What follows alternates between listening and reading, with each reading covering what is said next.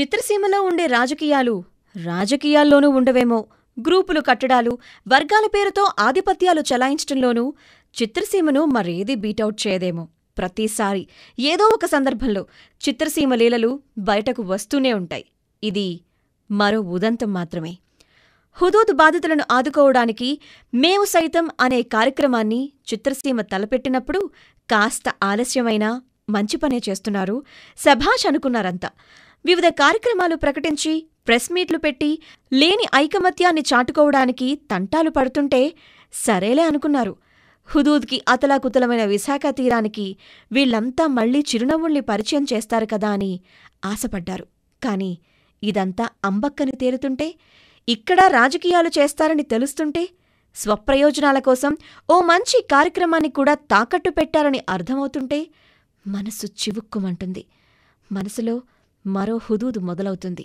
ఇంతకీ సంగతేంటంటే, ఈ నెల 30వ తేదీన మేము సైతం అనే ఓ బృహత్తర కార్యక్రమం జరపబోతుంది తెలుగు చిత్రసీమ. ఈ కార్యక్రమం కోసం సేకరించిన విరాళాల్ని హుదూద్ బాధితుల సహాయార్థం ఆంధ్రప్రదేశ్ ముఖ్యమంత్రి సహాయ నిధికి అందజేస్తారు.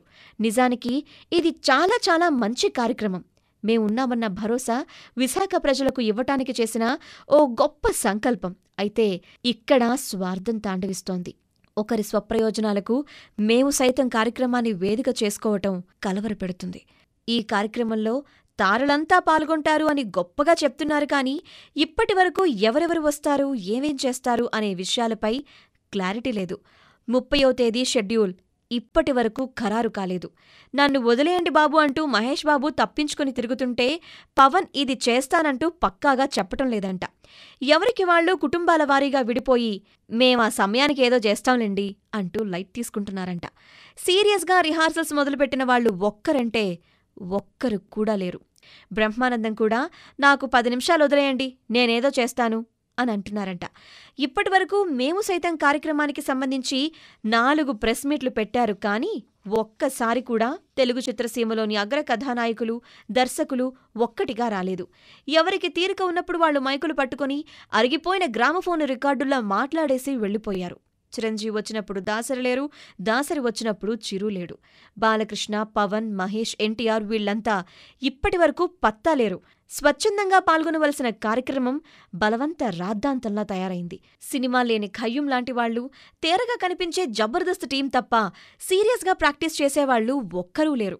ఇక డైన్ విత్ ద స్టార్స్ అనేది మరో కార్యక్రమం. అంటే స్టార్స్ అందరితో కలిసి భోజనం చేసే అవకాశమిస్తారన్నమాట.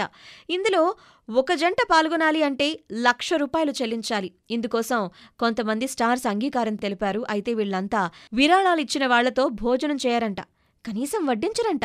హలో హలో అని దూరం నుంచి పలకరించి వెళ్లిపోతారంట. ఇదేం విడ్డూరు! ఆ మాత్రం దానికి ₹1,00,000 ఇవ్వటం ఎందుకు? ఇక అన్నిటికంటే మరో భయంకరమైన కుంభకోణం శాటిలైట్ హక్కులు. ఈ కార్యక్రమాన్ని లైవ్లో చూపిస్తారు. అందుకోసం టీవీ ఛానళ్ల నుండి బిడ్ ఆహ్వానించారు. జెమినీ, మా టీవీ యథావిధిగా ఈ హక్కుల్ని కైవసం చేసుకోవటానికి పోటీపడ్డాయి. మా టీవీ వాళ్లు ₹6 కోట్ల వరకు కోట్ చేసింది. అయితే జెమినీకే ఈ హక్కులు దక్కాయి.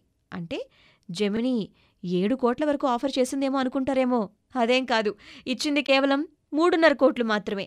ఎక్కడైనా ఎక్కువ మొత్తం బిడ్ చెల్లించిన వాళ్లకే హక్కులు కైవసం అవుతాయి. కాని ఇక్కడ రివర్స్ అయింది. అదే సినీ మాయాజాలం. ఈ విషయంలో ఒక అగ్ర నిర్మాత పుత్రరత్నమైన ఒక నిర్మాత చక్రం తిప్పారనంటున్నారు. తన స్వార్థ ప్రయోజనాల కోసమే ఆయన ఇలా జెమినీ టీవీ పక్షం వహించారన్న విమర్శలు వినిపిస్తున్నాయి. ఇలా వెదుగుతూ పోతే ఇలాంటి ముళ్ళులు ఎన్నో కనిపిస్తాయి. ఒక మంచి ఉద్దేశం కోసం తలపెట్టిన ఈ కార్యక్రమాన్ని తన స్వార్థ ప్రయోజనాల కోసం వాడుకోవటం ఎంతవరకు భావ్యం? ఇది ఎవరి మెప్పు కోసం చేస్తున్న కార్యం? ఇప్పటికైనా నిర్వాహకులు ఈ విషయంపై ఒక్కసారి మనసు పెట్టి ఆలోచించాల్సిందే. ఎవరి అండదండలతో ఎదిగారో, ఎవరి అభిమానాన్ని మెట్లుగా వాడుకొని ఇంత స్థాయికి వచ్చారో గుర్తు తెచ్చుకొని తిరిగి ఆ రుణం తీర్చుకోవలసిన తరుణంలో అయినా స్వార్థాన్ని, రాజకీయాల్ని పక్కన పెడితే బావుంటుంది.